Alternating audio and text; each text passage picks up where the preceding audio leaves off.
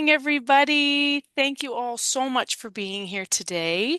I am joined today by two lovely ladies from the Neuropathy Association. They're going to come, they're going to talk about neuropathy. We have lots to talk about today, so I don't want to take up too much time doing this introduction, but I do want to give them formal introductions because they very much deserve it. So we have Sylvia with us and we have Linda with us today.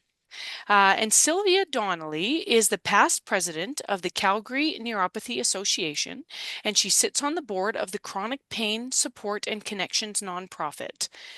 Sharing her knowledge through the CNA and education and support groups have been a passion and a focus for her, along with giving presentations like this to healthcare professionals and all of Calgary in the community. She believes that promoting awareness, self-management for those living with neuropathy and chronic pain, their family, their friends, their coworkers, the health providers, is of utmost importance. Following her own personal experience with numerous accidents and injuries involving nerve damage and other things, Sylvia continued her education, earning herself a Bachelor's of Science and a Master's degree in nursing. She began volunteering by facilitating workshops with AHS Living Well program. She obtained her Master Trainer Certificate through Stanford University to teach others to become facilitators. She's also created and conducted the meditation and creative writing retreats through the UBC Okanagan campus. And Sylvia is in her 10th year currently volunteering to run with the Calgary Neuropathy Association. So welcome, Sylvia, excuse me. Thank you so much. And moving over to Linda. Linda joined the CNA in December of 2015 after hearing Dr. James Haxon speak to the group. She was so happy to hear that there were things that she's able to do for her neuropathy that she joined CNA that day so that she could learn more. And ever since that day, she's been researching and trying different options for neuropathy and pain relief. Linda's retired independent information technology business analyst who served as a vice president for 6 years managing the CNA website and other duties as assigned, which means just about anything. So she was doing anything and everything. And she was elected president of the association this spring. So congratulations, Linda. Oh, She has hereditary peripheral neuropathy, which is also called Charcot-Marie Tooth, CMT disease, and it's a condition under the muscular dystrophy umbrella that causes systemic nerve damage leading to muscle atrophy. So I really am excited to learn more about that. But if everybody in the virtual room will join me in welcoming both Linda and Sylvia, thank you so much for being here. We got some thank you, virtual claps Sarah. for you ladies. Thank you, Sarah. Thank you very much. Obviously, I didn't update my bio when I Oh, sent it to you because I've been the president now since 2020. oh wow. Okay. Well, Yeah, excuse me. And I'm getting no, closer to that's not your this doing. than the 10. Oh, wonderful. Oh, wow. Well, thank you both so much for being here, ladies. I think it's such a treat that we have you with us today. And I just want to quickly say to all of our viewers out there, if you're in the live session here, if you have any questions during this presentation, something pops into your mind, a statement that you want to say, please go ahead and type it in the chat box. I'm the host. I'm going to be monitoring the chat box. And then Sylvia and Linda, you ladies are okay if we just interject when people have questions? Please Mhm. do. Excellent. Okay, so I'm gonna go ahead and let you ladies take it away and just open my ears so I can hear everything. Okay. Well, to start with, I would just like to do an introduction to what the Calgary Neuropathy is and association is and what we do. So the CNA is an education and support group. It's for people living with neuropathy, but we strongly encourage anybody that's impacted or interested in neuropathy to join us. That's caregivers, the family, the friends, co-workers, healthcare providers have come out. We've even had students from U of C come out just to get an idea what neuropathy is. So anyone that's interested to learn about neuropathy are really welcome to join us. And our goal is to provide an understanding of what neuropathy is, what the current approaches are to care medically, complementary, and integrative. We explore ways to manage the symptoms. We know there is no specific cure or treatment. So by focusing on self-management strategies, these are the things that people can do for themselves to feel empowered. We want them to take an active role in caring for themselves and learning about their neuropathy and how to live with it. So our program involves having professional guest speakers. They come out 5 times a year. These are all via Zoom now since COVID. And everybody is welcome to join. There's no cost to doing this. I mean, we always will we're all volunteers, so we do appreciate some donations, but anybody is welcome to join us. What's the other? Oh, Linda has been building our website for many years now, and it's lovely. It's really professional looking now. And she manages a number of contributors to ensure that there's a wealth of information and many resources are available there. Linda also hosts a CNA Connections meeting, and that's once a month. It's also via Zoom. Everybody is welcome to join. This is an opportunity for people to have an open discussion on a variety of topics for how they're living with their neuropathy and questions and concerns. We really strongly encourage positivity in these meetings. Like, it's not a place to come and just pour out all the bad stuff. It's about learning and making the bad stuff better. We have an educational email that we can send to people with a variety of information and videos and whatnot. And we also present in the community and via Zoom. It's called Living with Neuropathy and Chronic Pain is the name of our talk. We've given it to nursing staff on nephrology, orthopedics. We go to senior groups, the insulin pump, Wellspring, public library. We've presented a couple of times at Unison Kirby, which is always lovely to do. And last year, we were even invited to do our presentation via Facebook to people in the United States. So that was Oh, exciting to wow. do that. Yes. We are the only fully functioning education support group in Canada. Wow. Yeah, Wow. Do they is have that the, fun? I wonder if they have that in the United States as well, because you guys were invited. So, They Yeah. do. There's a yeah. few groups down there. There, of course, because they have such a big population, um, they have a couple actually. But Yeah. Wow. Yeah. Okay. So, Linda, do you have anything to add to that wonderful introduction that Sylvia gave us? well, I just want to talk about what neuropathy is, That's what sort I of was going to ask. next. Right, there you go. So, simply put, neuropathy is damage to the nerves.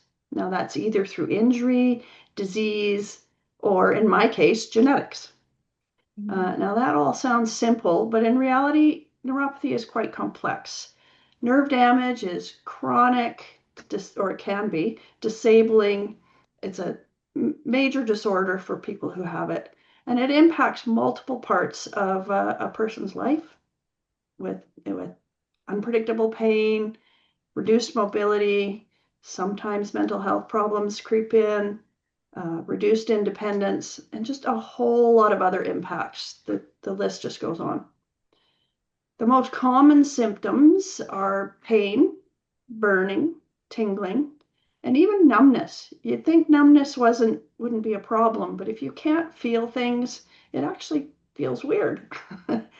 And there's lots of other kinds of symptoms too. Like I get one where it feels like bugs are crawling on me and I'm constantly doing this. No.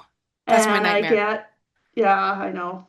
I'm used to it now, but I also get some really sharp electrical shocks that kind of will make me jump because it shoots through the body.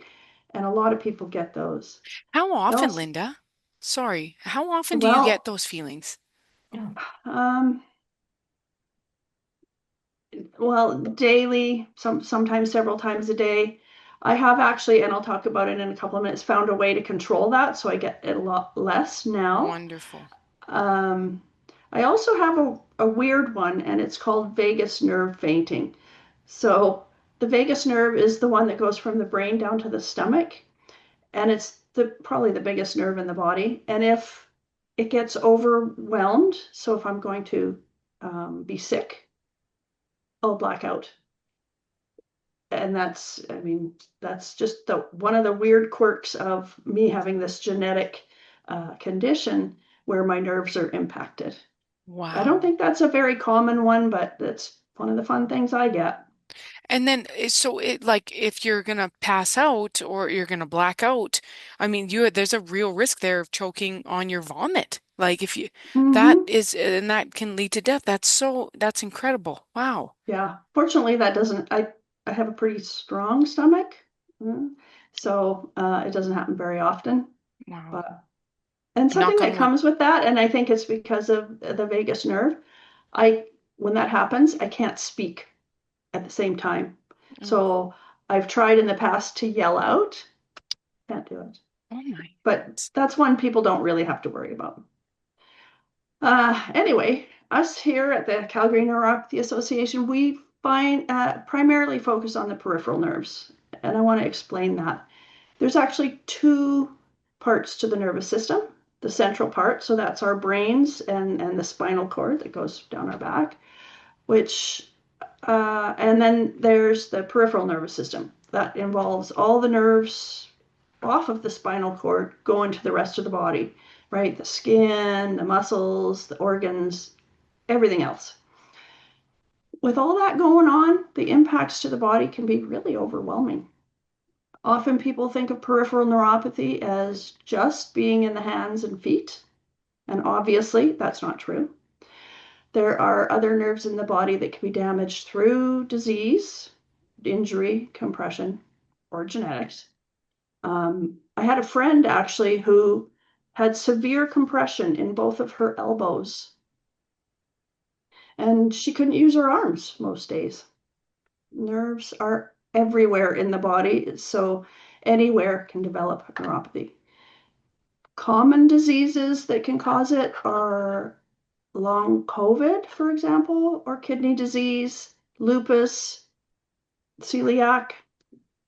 Degenerating discs cause pressure on the very starting point of the nerve in the spine. So while the degenerating disc itself isn't part of neuropathy, the neuropathy scope, the compression and the damage that it can do to the nerve root coming off the disc is.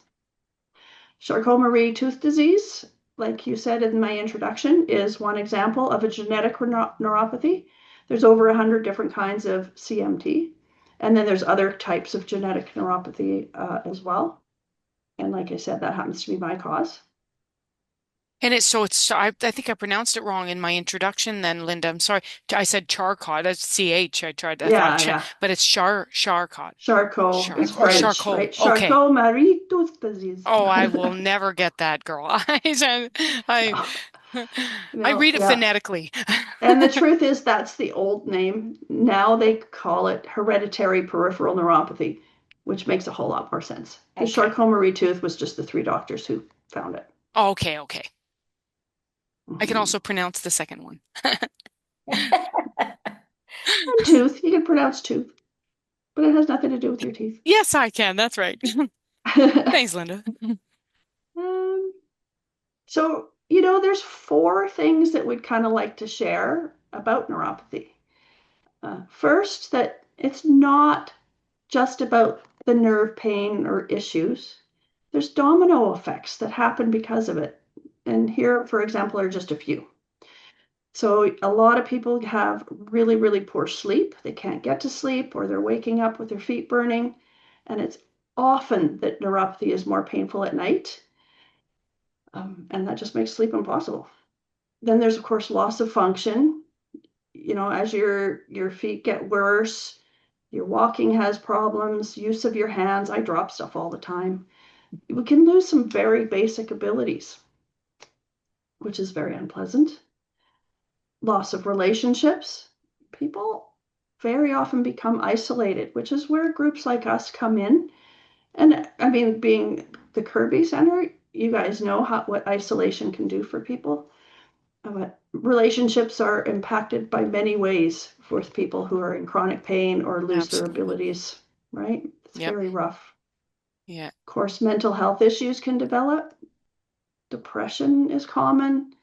If you live with pain and you lose the ability to do important things that you like to do, it kind of sneaks up on you.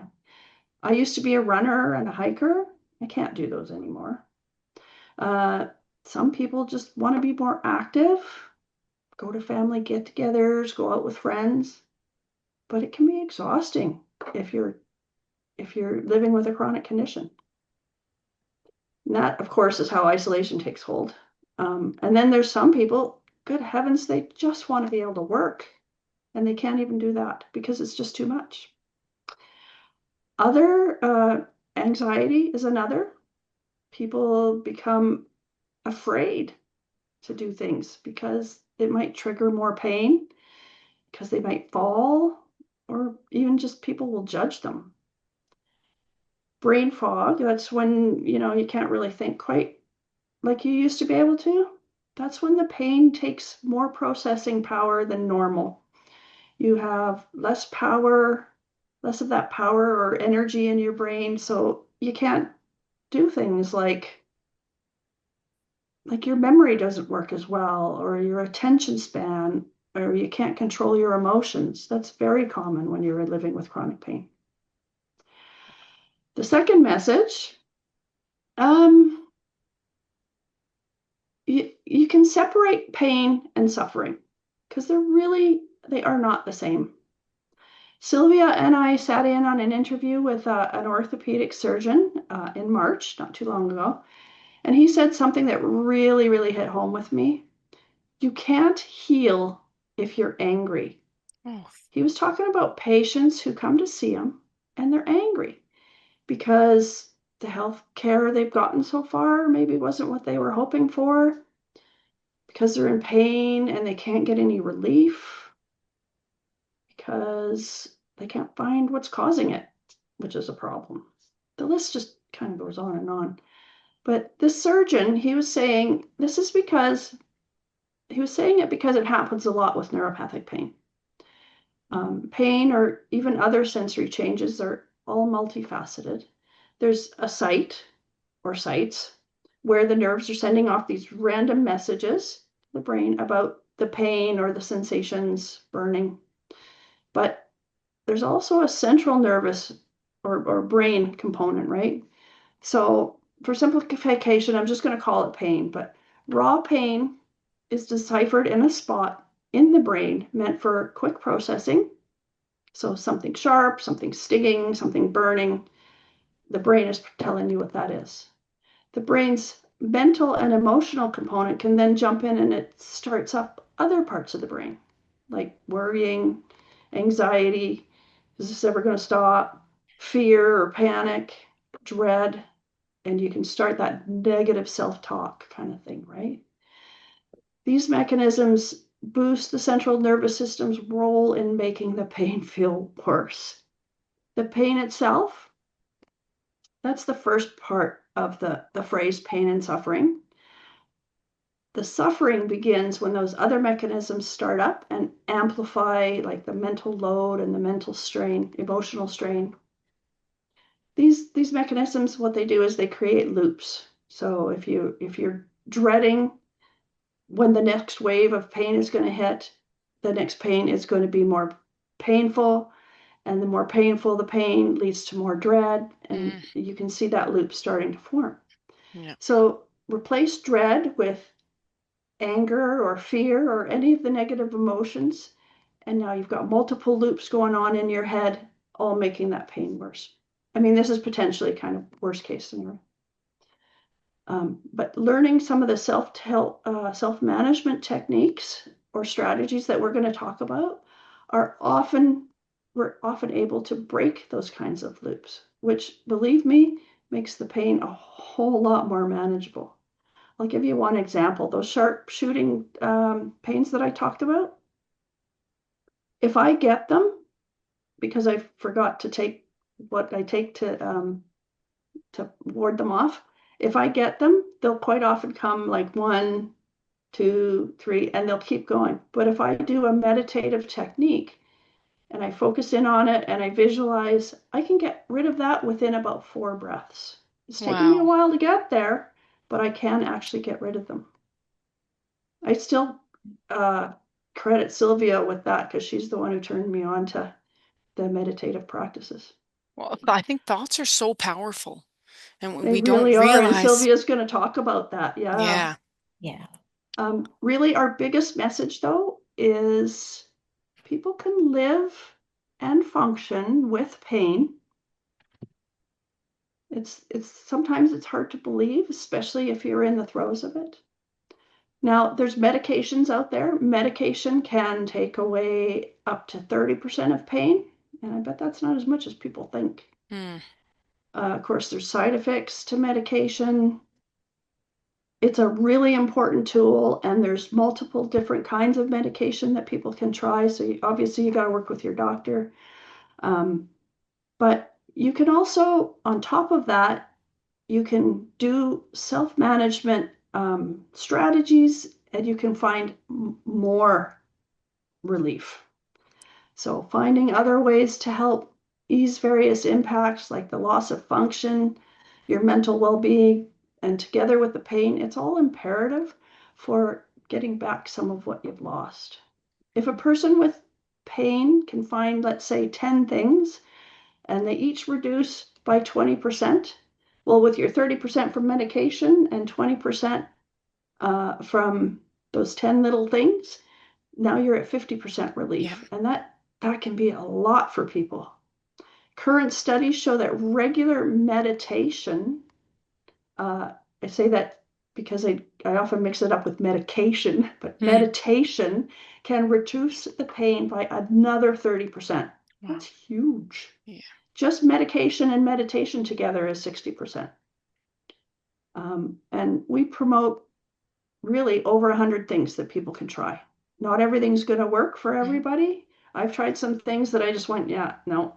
But there's lots of things. I actually have about 50 things on a list that I mix up all the time and try.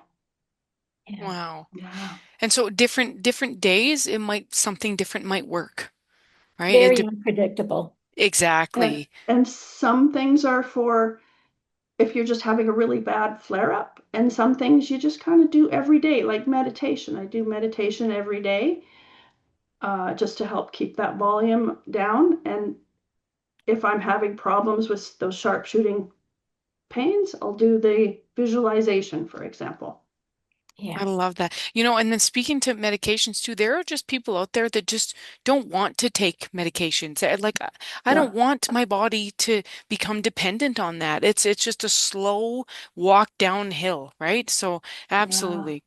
Me and Sylvia Sylvia, I can think we're, talk to that. yeah, I was gonna say, Sylvia, I saw your hand raised. You and me, we've been quite similar this whole time. So, but Yeah. yeah. One of the other messages, though, that we want to get out about the self-management strategies is that it doesn't matter what type of neuropathy you have. You don't even need to have neuropathy. These self-management strategies are for everyone. And they just become even more important to rely on when you have a chronic condition, especially if there's pain and those other symptoms involved. Um, People come to us for that understanding, for support. And it's surprising how often people don't know much about neuropathy. Quite often, what is it? What does that mean? What's that word? Um, but there are some things that can help. There's some things that don't help so much. Of course, it varies for everybody over time. Some put in no effort. They're quite happy just to take whatever medications the doctor, and then they go home and they can't understand why they're not getting really better or having, regaining function and enjoying life again. So our message there is that the more you put into self-management, the more positive the results that you will have. Um, Linda's mentioned this. Well, I think in specific to Charcot-Marie-Tooth, there's over 100 different types. Well, with peripheral neuropathy, there's also over 100 causes. So that's why this is so important, is people might not know the word neuropathy and that it means nerve damage, but it is so prevalent in our society. Um, Pretty much, well, it's a very high percentage how many people will eventually have neuropathy in their life. And when you think of the number of people with diabetes, the number of people with cancer and having chemotherapy and traumatic injuries, all the hereditary conditions, I mean, it's just out there, it's huge. But often people don't realize it because it, there's no specific treatment, there's no specific cure. So doctors tend to hide it underneath the diabetes rather than looking at the peripheral neuropathy because of diabetes. So Wow. we're trying to get that message switched around. Um, we've also heard a lot of times that people say the symptoms of their condition, um, having the neuropathy, is actually worse than the original cause. And that's typically, we get that a lot from people with chemotherapy, that if they knew they were going to have to live with chemotherapy the rest of their life, they wouldn't have chosen to do it, or Oh, they would have thought twice about it. But we hear that a lot. wow. And then there's 30% of the population that go to a doctor to say, I've got all these symptoms, my balance isn't there, I got this shooting thing, and at night my feet are waking me up, or whatever it is. Um, it becomes overwhelming for them, and they don't ever get a diagnosis. They don't ever get a cause. And it's called idiopathic, that they just don't know what is causing these symptoms.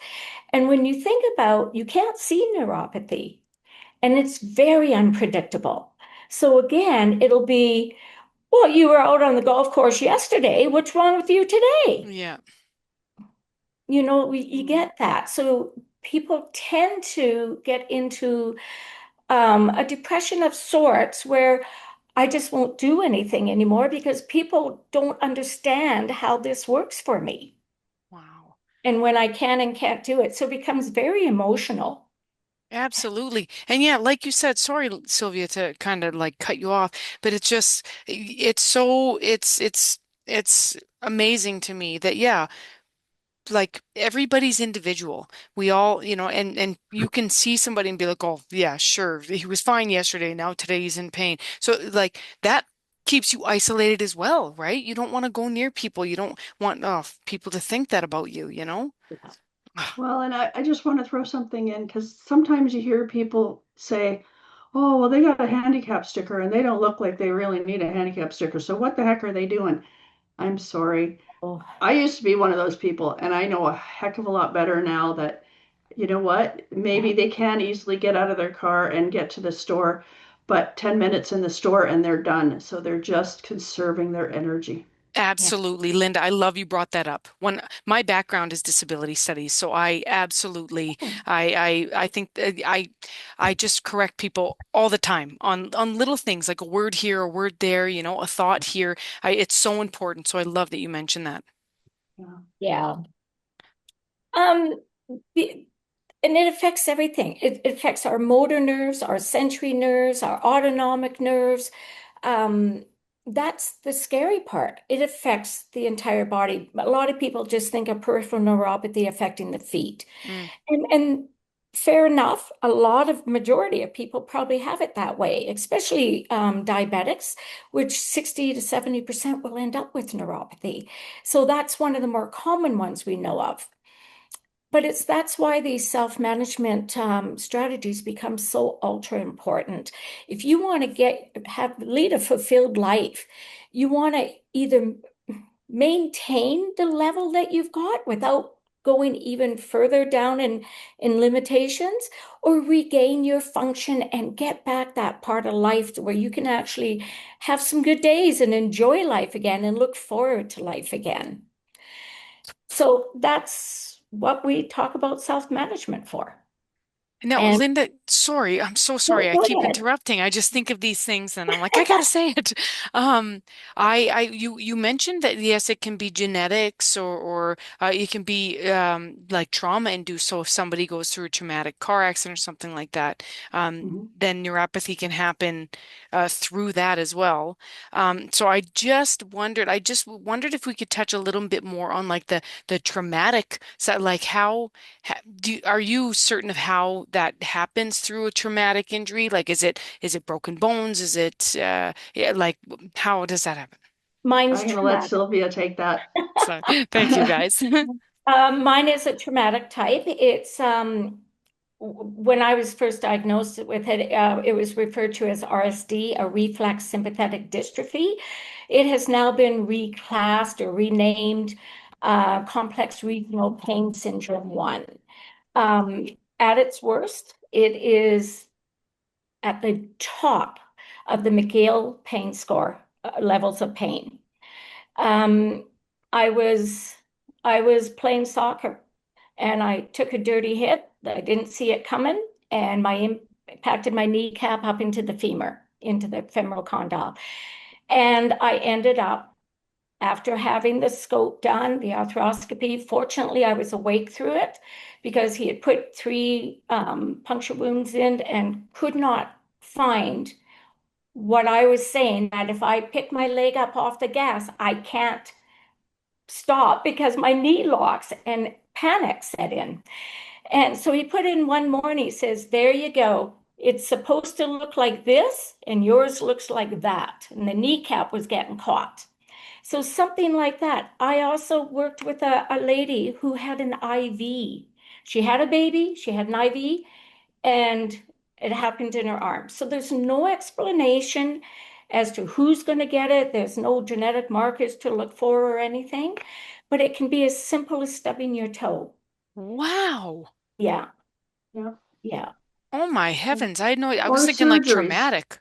Oh yeah, yeah. surgery, yeah. Surgeries. Yeah, certainly I've got car a herniation accidents with and my neck and low back. So, I mean, as Linda said, all those nerves coming out, they're all affected. And Is there different levels of pain? So, if you're in a car accident, say, and I'll use myself here because I was, and this is why I keep asking about the traumatic side because I was in a bad car accident in 2011 and I broke my neck and I broke my hip and like I've obviously I was in a coma for weeks and it was really, really bad. But I often I tell my husband, oh, my back, it always hurts. It's at maybe a 3 all the time, but some days it's at like a 7. And now I think I'm like, well, I wonder if I slept wrong. And now I'm like, I wonder if I don't know if there's some type of neuropathy there or in my neck and my shoulder. Like, I don't know. And that's why I just wanted to ask about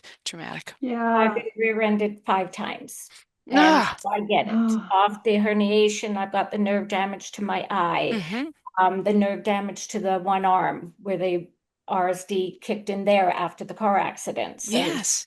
yeah, So it's so like my question too is like how do you know if you're always at a 3 and I'm the reason why I said that some people don't want to take medications because I'm some people. I'm that person mm, that when I was being released from the hospital they offered me Dilaudid, they offered me OxyContin, and I said no, no, no, I don't want any of it. It scares the heck out of me. So I didn't take it, but I'm like now I live with chronic pain at like a 3 maybe, I mean in my life, and that's where these strategies come in to get into on a daily basis, Yeah.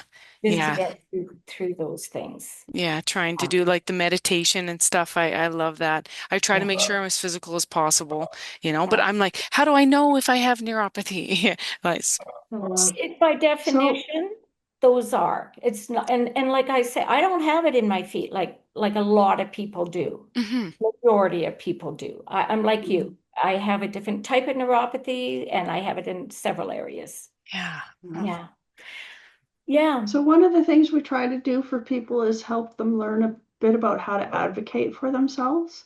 Mhm. We have a presentation on that, and one of our resources um, is how to describe nerve pain because a lot of people Yeah. don't to go in and just say, well, it hurts or it burns or it stings, that's not all that helpful because there's actually different parts of what your pain looks like. How long does it last? How sharp is it? Where is it? Is it on both Yeah. sides? Is it just one place? Or, the intensity, what direction is it going in? There's just all kinds of things. So we have a whole document with a chart Yeah. on all of the different components and levels so that you can say to your doctor, well, it goes from my ankle up to my knee and it's really sharp, but sometimes it aches. And I'd give it a 9 out of 10 sometimes and stuff like that.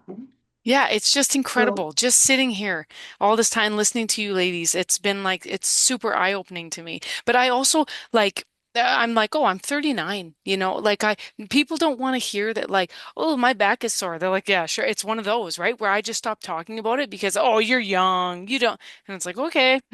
You Yeah. know, yeah, so I well, just try and not to. again, that's how the isolation kicks in, right? Yeah. People don't want to hear about it. You're absolutely right. They don't want to hear about it. And that's why coming to a place like a support group, whether it's ours or somebody else's, is important because you can tell people about all those pains and they're not going to judge you. They're not going to shut down. They're not going to judge. Yeah, they're not going to look at your age.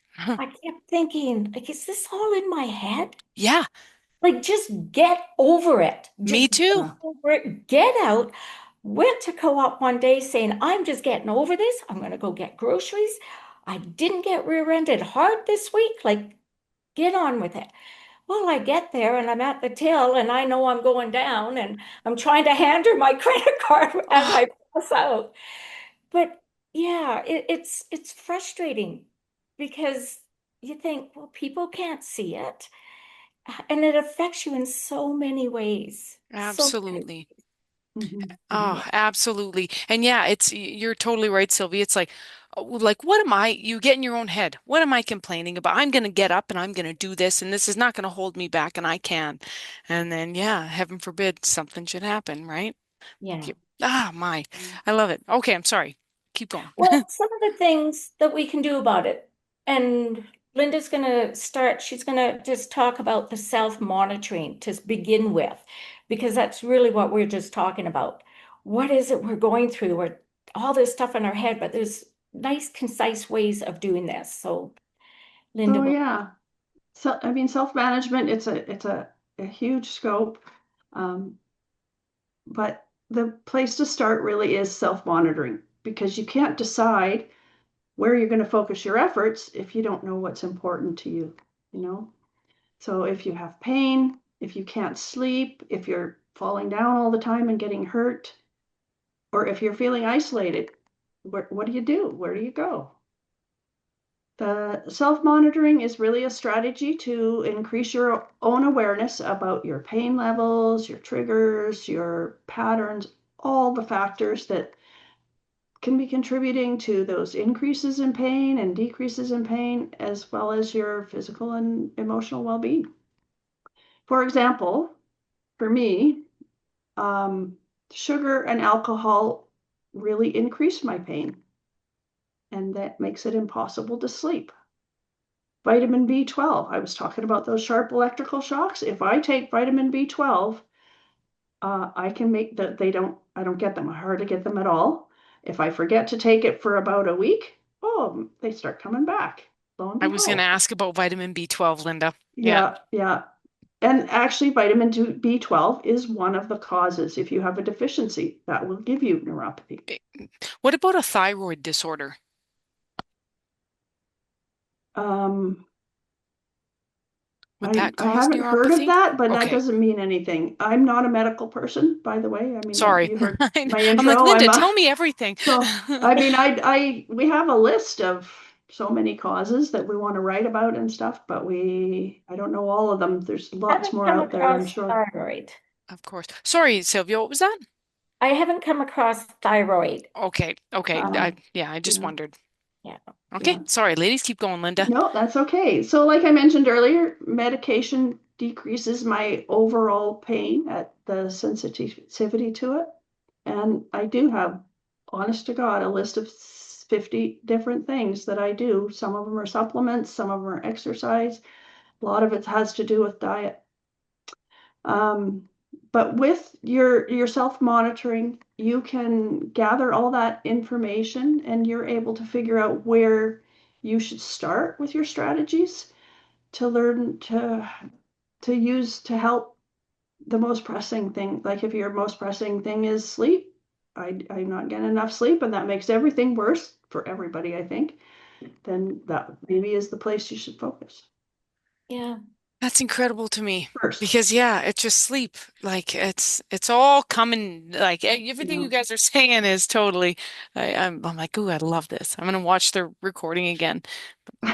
I know you wanted to hear a little bit about this because the next one we're going to highlight is managing your thoughts. Ah, Now, some of this I need to read. It's a little on the heavy side, but through our experiences and our research, we have found this to be a primary area to work on, which is why we really wanted to bring it up today. Um, and a lot of people have no idea how powerful the mind is. So this is from Dr. Christina Bjarndal. She's a naturopathic doctor, and what she wrote, I'm going to read this.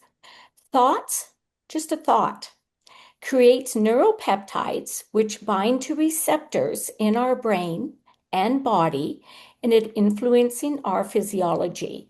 This is from her book, Beyond the Label. But she goes on to explain that the thalamus, which is in the brain, it perceives thoughts as real stress and it prepares the body for flight.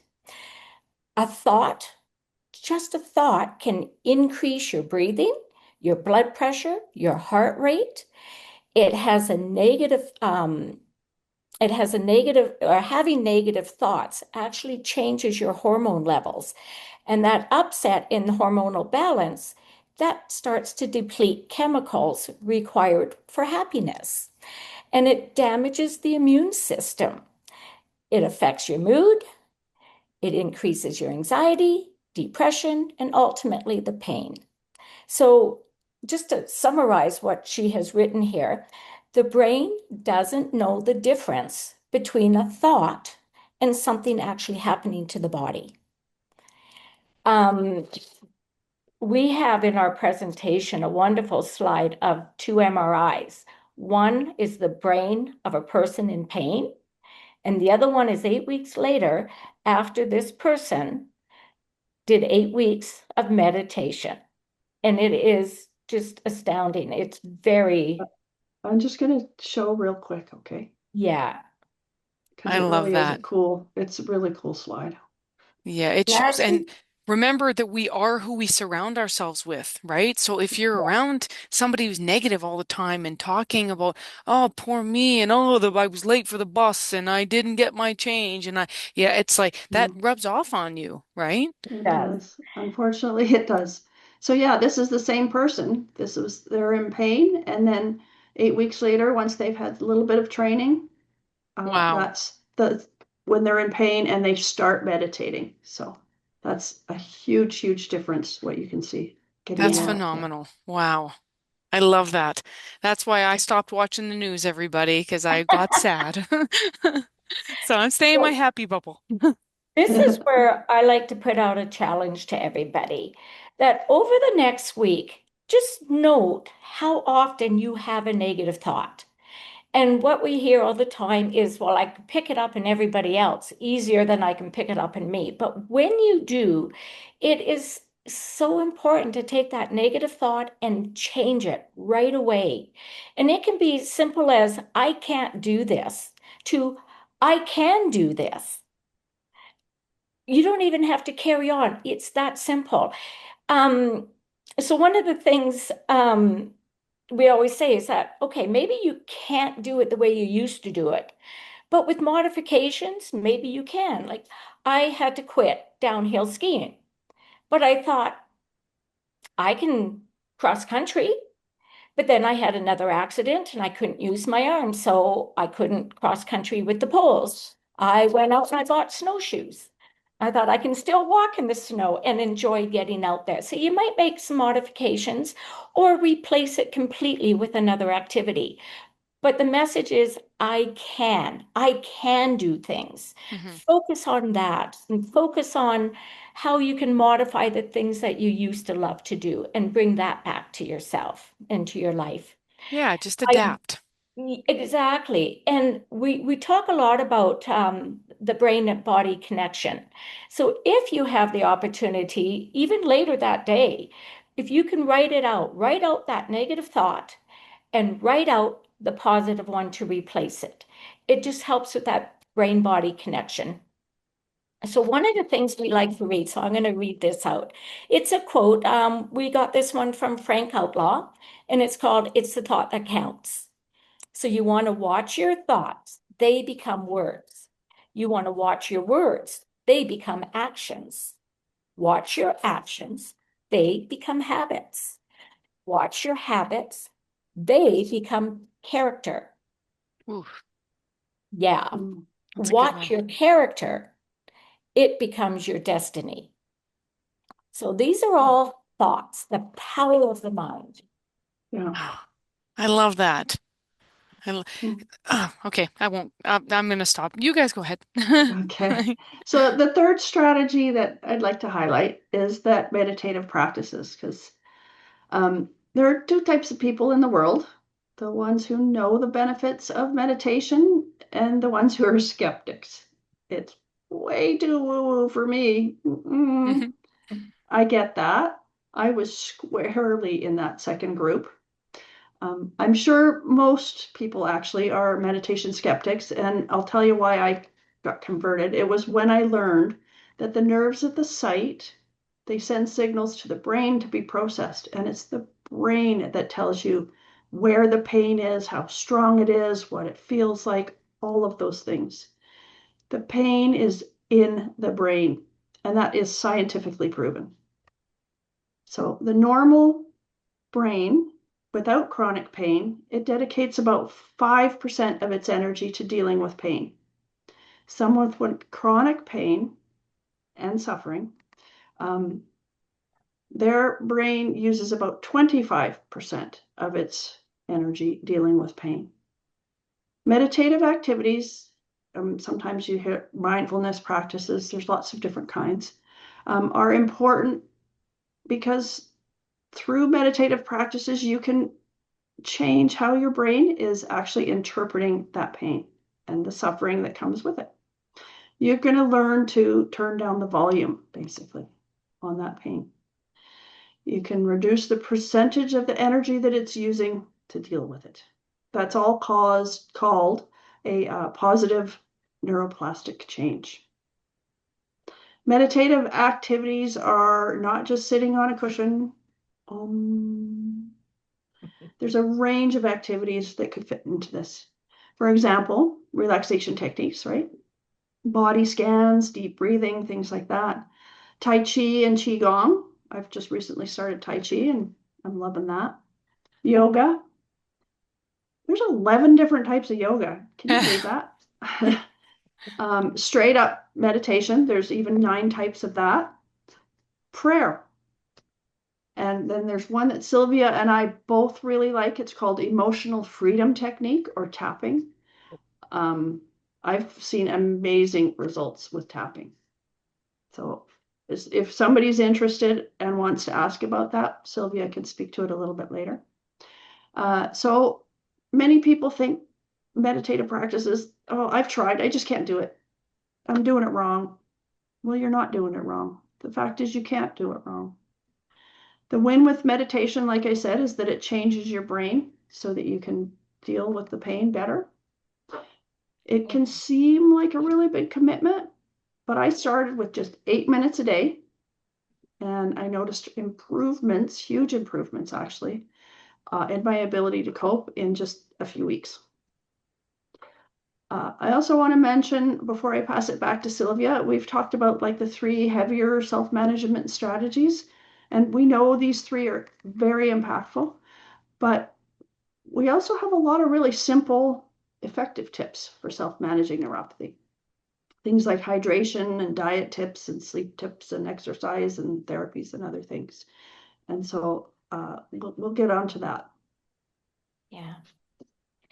Um, I just wanted to say a little bit about the tapping that we're talking about. I just use an app called Tapping Solutions, but I'm actually doing it with the kids at school now to start their day, to get them focused and ready to learn. So the teachers are pretty happy with that. And these things are evidence-based. I'm going to talk to that in just a moment, but some of the talk today has been a bit heavy with the science and the research related information. But if anybody has any questions, just reach out to us. We're going to put up a slide at the end how you can contact us. We want to share too that there is more and more research and science opportunities supporting that these strategies of managing your thoughts, the meditation, the tapping, these types of complementary, you might say, um, the research is showing that they work and they're finding ways to measure this. And they become, once they become evidence-based, that means they've withstand the rigors of Western critiquing of these, that they are in journals and whatnot. Um, there's over 300 articles, research articles now supporting tapping. Just in the last few years, it's come out. We also, as Linda said, we look at the whole body. We have tips on so many tips on there, and some of them are little. Just tent your sheets at night. That might take the pressure off your feet. Just some of them are little, some of them are bigger, but they're worth trying and never throw one out. Like Linda was saying, she's got about 50 that work for her, but she probably has another 50 that, when nothing's working, you don't, maybe it'll work this time. Don't ever throw them out. The Hmm. webinars that we do, because I know we're getting short on time here, but the webinars, what's interesting there is they happened via Zoom because of COVID. But it's actually been really beneficial for us and for others because we got people from all over the world that will pop in or send a message or, join one of the talks. It's really been quite exciting. Just want a reminder too of the connection meetings that Linda hosts, where it's the free flow interactive discussions that they have monthly. And also, we are always happy to be invited to come and talk on living with neuropathy and chronic pain, doing the full version where we show some exercises as well and get people up and moving. And so we're always open to that too. Yeah. Okay. I'm just going to put our contact information up for a second. Excellent. Oh, ladies, this was so Mhm. beneficial to me personally. I'm so glad that I got you guys in to talk about this. While they're sharing their contact information, you guys out there in virtual meeting land, go ahead and take a picture of that, or you can screen grab it or write it down so that you can contact Linda and Sylvia. And anybody, if you're thinking of any questions, now's a good time to type them in the chat box and we can address it. Well, I say it like I'm part of your little group here. They can address those questions. I do have a Okay. couple of questions still, but if Okay. Linda or Sylvia, if either of you would like to say anything about your contact information here. Well, our website is calgaryneuropathy.com, and our sort of information uh, mailbox is info@calgaryneuropathy.com. But if you really want, you can go to me directly, and it's just Linda@calgaryneuropathy.com, and that's our phone number. Nobody actually answers that phone line. It's all leave a message, and we'll get back to you. Oh, thank you for saying that, Linda. Huh. Okay. And my email is the same, sylvia@calgaryneuropathy.com. So, Perfect. So either one of Yeah. the ladies you guys can reach out to. Okay. Um, and yeah, so I have a good startup question. I wanted to ask you ladies, how do I know if I have neuropathy? How do I know it's getting worse or needs urgent attention? do you want to take that one, Linda? Or, You go ahead. I think the first thing I would I would suggest is some of that self-monitoring, what Linda was talking about. Just just keep track because it might be starting like, oh, what was that? Hmm. Might not happen for another week, but if you find it's slowly coming on like that, sometimes it comes on fast and hard. But keep track of it to begin with so that you can see if it's progressing and getting worse. When it's starting to impact your life, when and it's something as simple as I have a friend that every year gives me a whole set of wine glasses every year because she knows they'll be gone in the first 6, 7 months. I drop a lot of stuff, or you start tripping, or it's affecting your work or your concentration.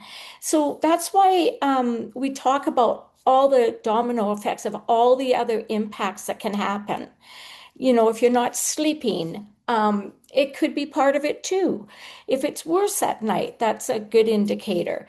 A lot of all this information is on our website as well. Um, but when you start noticing that it's affecting life, um, talk to your doctor about it. Just ask, I need to get ahead of this. I've been, feeling, these last two fingers have been numb all week. Like, Mm-hmm. what's going on? I might not go if it's only been a week, Mm-hmm. but if it's affecting work and it's not getting better, then you might want to go talk to somebody right away and go, what is going on? Carpal tunnel is a Yeah. peripheral neuropathy, and it's one of the very, very rare treatable ones. Okay. And then I love that you mentioned the talking to your doctor, Sylvia, because then I wondered, like, should somebody at what point, or if should they at all talk to like a neurologist maybe or something? Or Well, you have to go through a referral process for Mhm. that. Yeah. That said, my one of my main doctors is Dr. James Haxton, and he's a functional neurologist. And he has literally changed my life for me. He is the one that just happened to, I had him out as a guest speaker when Linda first came, and and she's still with us, leading us now as president. So you don't need a referral to a functional neurologist. Okay. Like a doctor can go on to become a neurologist, chiropractors can go on and become a neurologist. Okay. And then my last question that I have for you ladies, I know we're short on time and I don't, but I'm like, I got to get these in. Could neuropathy be linked to conditions like multiple sclerosis or chronic kidney disease? So, Chronic kidney is because it's the nerves off the spine to the kidneys. MS is actually a central nervous system. It's like MS, Parkinson's, ADHD. Hmm. Those are all central nervous systems. So we don't get into that realm of neuropathy. We are peripheral neuropathy. Okay. yeah, the Uh, peripheral in the front there is sort of our boundary. yeah, I Yeah. But yeah, totally. there's people like there's people who go into the doctor for the burning or the tingling or numbness in their feet, and then the doctor will find out that's the beginning of their diabetes. They'll get diagnosed with diabetes. I've heard recently that celiac also can be diagnosed. First, you find out you have neuropathy, and then they discover, oh, well, that's because of you now have celiac as well. So, Yeah. and my Charcot-Marie tooth disease, that is under the muscular dystrophy umbrella. So a lot of the stuff under muscular dystrophy, it causes neuropathy or is neuropathy. Okay. Oh, ladies, this was so eye-opening for me. It was so educational. I really, really enjoyed every minute of this. Thank you both so, so much for coming today. I had such a wonderful time. I hope you all did in the webinar too.